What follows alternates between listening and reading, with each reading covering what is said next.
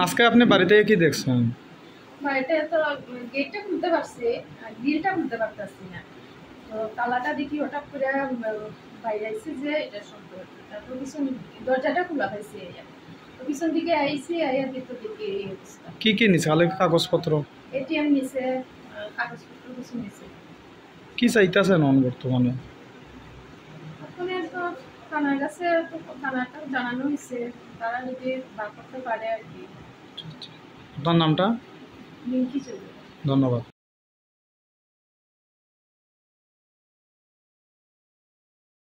তারা তো ওই চাকরি করে, ওর ভাই চাকরি করে ইয়েতে ধর্মনগরে। তো তারা ওইখানে গেছিল গত শুক্রবারে।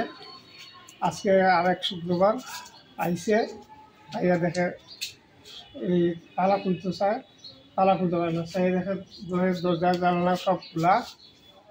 তারা ওই পিছন দিকে গিয়ে ঢুকছে, ঢুকে গিয়ে ঘরের ভিতরে ঢুকে দেখে দরজা ভাঙ্গিয়া, সিটকারি ভাঙ্গিয়া তারা ঢুকছে।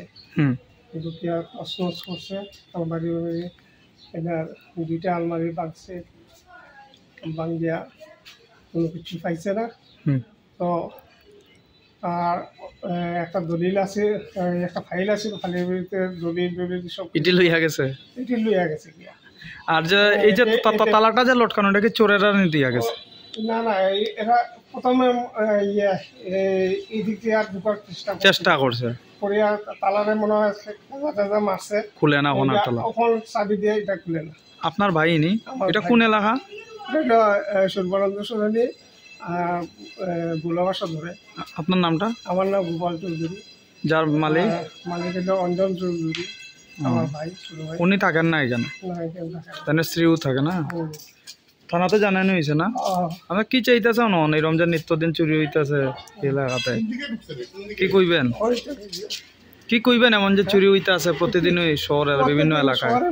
এটা একটা আমার যতটুকু ধারণা, যেটা পুলিশও এর আগে কয়েকজন ধরছে, এটি সব ড্রাগস অ্যাডিক্টেড। এরা তো শুধু পয়সা লাগে এই কাজটা করতেছে, মানুষের এই ক্ষতিগুলা করতেছে।